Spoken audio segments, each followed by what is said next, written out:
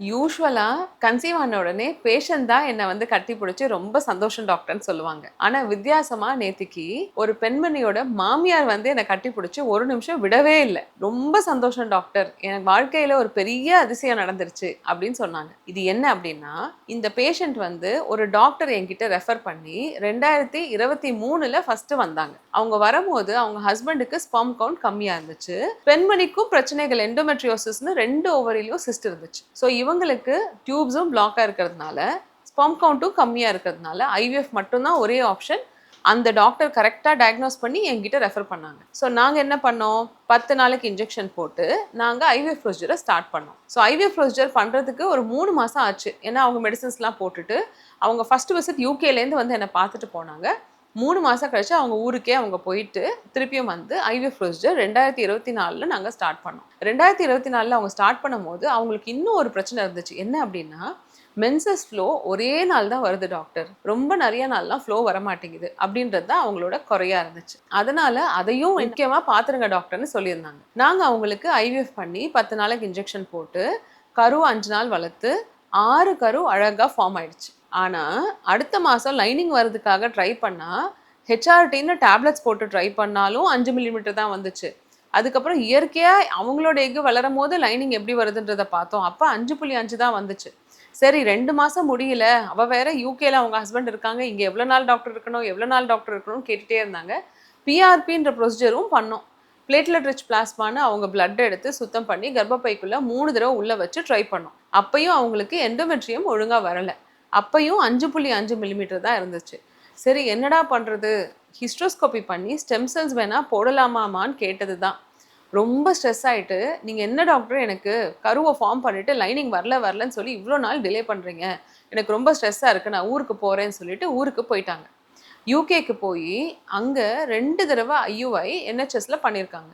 2 தடவை ஐயுஐ பண்ணியும் அங்கேயுமே லைனிங் மெல்லிஸாக தான் இருக்குது, உங்கள் லைனிங் ரொம்ப ப்ராப்ளமாக இருக்குதுன்னு சொன்ன உடனே திருப்பியும் 9 மாதம் கழிச்சு அவங்க என்னை வந்து பார்த்தாங்க. வந்து பார்க்கும்போது அவங்களுக்கு நேராகவே ஸ்டெம் செல்ஸே போட்டுடலான்னு தயாராக தான் வந்தாங்க. ஸோ நாங்கள் ஹிஸ்ட்ரோஸ்கோபி பண்ணோம், ஸ்டெம் செல்ஸ் போட்டோம்.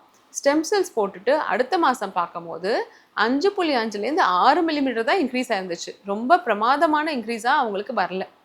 ஐயையோ, ஸ்டெம் செல்ஸ் வரைக்கும் போட்டுட்டு திருப்பியும் மெல்லிஸாக இருக்குன்னு சொல்கிறீங்களே டாக்டர்னு ரொம்ப ஸ்ட்ரெஸ் ஆனாங்க. சரிம்மா, ஒரே மாதத்தில் தெரியாது, 2 இல்லை 3 மாதத்தில் கூட எஃபெக்ட் தெரியும்னு சொல்லி அடுத்த மாதம் திருப்பியும் நாங்கள் ட்ரை பண்ணோம். அந்த மாதம் அவங்களுக்கு ஃபீவர் வந்து யூரினரி ட்ராக் இன்ஃபெக்ஷன் வந்து அந்த மாதம் அவங்களே கேன்சல் பண்ணுற மாதிரி ஆயிடுச்சு. ஸ்டெம் செல்ஸ் போட்டு 3ஆவது மாதம் லாஸ்ட் மந்த்து தான் அவங்களுக்கு லைனிங் வந்து 6.8 வரைக்கும் வந்துச்சு. 6.8 தான் எண்டோமெட்ரியம் வந்தால் கூட ரத்த ஓட்டம் நல்லா அழகாக முன்னாடி இருந்த ரத்த ஓட்டத்தோட டபுளாக இருந்துச்சு. ஸோ அவங்களுக்கு இந்த 6.8 வரத்துக்கே 30 நாள் ஆயிடுச்சு. 30ஆவது நாள் 6.8 எண்டோமெட்ரியம் நான் சொல்லும் போது அவங்க என்கிட்ட என்ன கேட்டாங்கன்னா, என்ன டாக்டர் ஒரு 7-8 மில்லிமீட்டர் வரணும்னு நினச்சேன், 6.8 தான் வந்திருக்கு, அதுவும் மென்சஸ் வர டைமே ஆயிடுச்சு, 30ஆவது நாள் தான் எனக்கு 6.8 வந்திருக்கு, இதுக்கு மேலே நீங்கள் கரு வச்சு எப்படி டாக்டர் எனக்கு பாசிட்டிவ் ஆகும், எனக்கு நம்பிக்கையே இல்லை, நான் என்ன பண்ணுறது, வாடகை தாய் போகணுமா, வேற என்ன பண்ணுறது அப்படின்னு சொல்லி ரொம்ப ஸ்ட்ரெஸ்ஃபுல்லாக 2 பேரும், மாமியாரும் சரி அந்த பொண்ணும் சரி அவங்க அம்மாவும் சரி 3 பேருமே வந்து ரொம்ப ஸ்ட்ரெஸ்ஃபுல்லாக பேசினாங்க. நான் சொன்னதெல்லாம் ஒன்று தான், முன்னாடி இருந்ததுக்கு 5லேருந்து 6.8 வரைக்கும் எண்டோமெட்ரியம் வளர்ந்துருக்கு, ரத்த ஓட்டமும் இன்க்ரீஸ் ஆயிருக்கு, பயப்படாமல் கருவை வச்சுக்கோங்க, எங்களுக்காக ஒரு தடவை ட்ரை பண்ணுங்கள், கட்டாயம் முடிச்சிடுவோன்னு சொன்னோம். அழகாக கருவை உள்ளே வச்சோம். அவங்களுக்கு ரெட்டை குழந்தை நின்று இருக்கு. அன்னைக்கு தான் அந்த மாமியார் வந்து என்னை கட்டி பிடிச்சி ரொம்ப நேரம் ரொம்ப சந்தோஷமாக ஆனந்த கண்ணீரோடு என்னை கட்டுப்பிடிச்சி ரொம்ப சந்தோஷம் டாக்டர்னு சொன்னாங்க. ஸோ கர்ப்பப்பை லைனிங் மெல்லிஸாக இருந்தால் ஃபஸ்ட்டு மாத்திரை கொடுத்து ட்ரை பண்ணலாம். ஹிஸ்ட்ரோஸ்கோபி பண்ணி இன்ஃபெக்ஷன் இருந்தால் அதை கிளியர் பண்ணிவிட்டு திருப்பியும் மாத்திரை கொடுத்து ட்ரை பண்ணலாம். இது எதுவுமே ஒர்க் அவுட் ஆகலைன்னா இயற்கையாக முட்டையை வளர வச்சு அதனால லைனிங் வருதான்னு பார்க்கலாம்.